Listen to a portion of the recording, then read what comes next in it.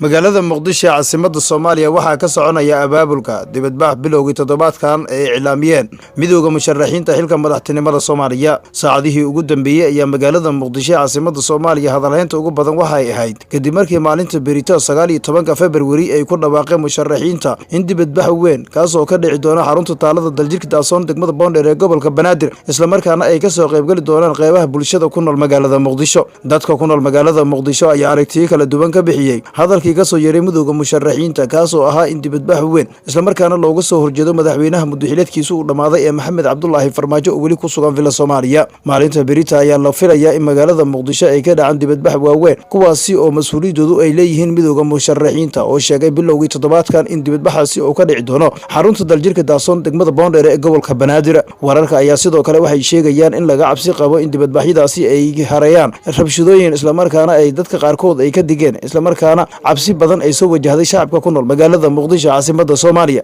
madaxweynayaashii hore ee xilalka ka soo qabtay Soomaaliya sida Sheekh Shariif Sheekh Axmed iyo Xasan Sheekh Maxamuud oo marka hore deegaansanaya Hotel Jazeera ee magaalada Muqdisho ayaa habeenkii xalay ahaa la sheegay inay u soo guureen hotelka lagu magacaabo Naasa Hablood laba oo ku yaala xindaabka xarunta madaxtooyada Soomaaliya kaas oo ka agdhow xarunta daljirka Daasoon degmada Boondheer ee gobolka Banaadir sidoo kale galabta ayaa xarunta taalada oo la filayo in maalinta berito dibadbax weyn oo ka dhaco waxaa gaaray midowga musharaxiinta kuwaasi oo hogaaminayeen gudoomiyaha midowga musharaxiinta ahna madaxweynihii hore ee Soomaaliya Sheekh Shariif Sheekh Axmed madaxweynihii hore ee Soomaaliya Xasan Sheekh Maxamuud ra'iisul wasaarihii hore Xasan Cali Khayre madaxweynihii hore ee Koonfur Galbeed Shariif Xasan Sheekh Aadan madaxweynihii hore ee Galmudug Cabdikariin Xuseen Guuleed iyo xubno kale oo ka tirsan midowga musharaxiinta iyo xildhibaano ka tirsan baarlamaanka Soomaaliya askar fara badan oo ka tirsan kuwa ilaalada musharaxiinta ayaa lagu arkayay xarunta taalada daljirka Daasoon degmada Boondheer ee gobolka Banaadir shacabka ku nool magaalada Muqdisho qaarkood ayaa baqdi ka muujiyay dibadbaxaasi inuu isku bedelo mid rabshado wata isla markaana dagaalo ay halkaasi ay ku dhaxmari karaan ciidamada musharaxiinta ay wataan iyo kuwa dawladda Soomaaliya oo saldhigyo ku leh xarunta taalada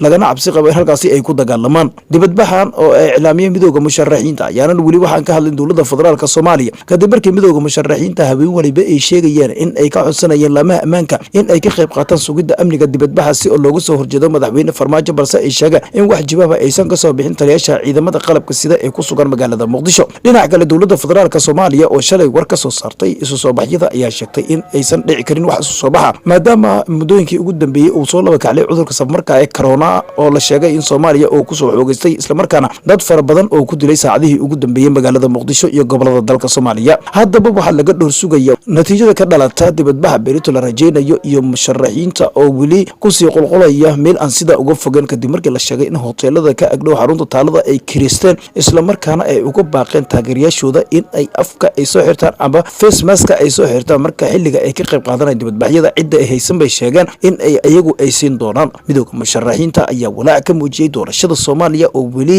dhinac u dhicin isla markaana dawladda madaxweyne Farmaajo weli ay ku guuldareysatay soo dhisida dawladda loo wada dhan yahay midowga musharaxiinta ayaa sidoo kale waxay sheegeen in berito cid aysan ka hor istaagi karin in uu shirkaasi oo ka dhaco magaalada Muqdisho ama dibadbaxaasi oo ka dhaco magaalada Muqdisho madaxweynihii hore ee Soomaaliya Sheekh Shariif Sheekh Axmed ahna gudoomiyaha midowga musharaxiinta ayaa waxa uu yiri dhammaan madaxda sharafta halkan joogta murashaxiinta xilka madaxweynaha sanadkan insha Allah tabaaraka wa taala dhammaantoodna xilal qaran soo haayeen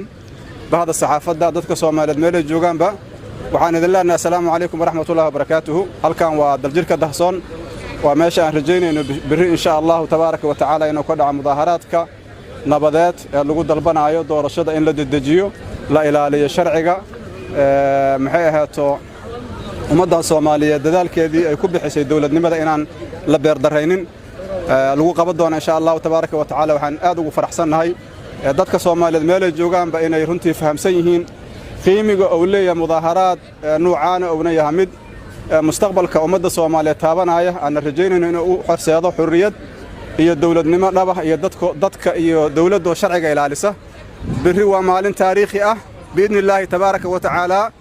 halkan waxaan rajeynaynaa inuu ka dhaco mudaaharaad weyn oo runtii gadaashiisa ay dhici doonto maxay ahaato dimuqraadiyaddii dalkan waqtiga dheer oo safka ugu soo jiray inuu si dhaba u gaaro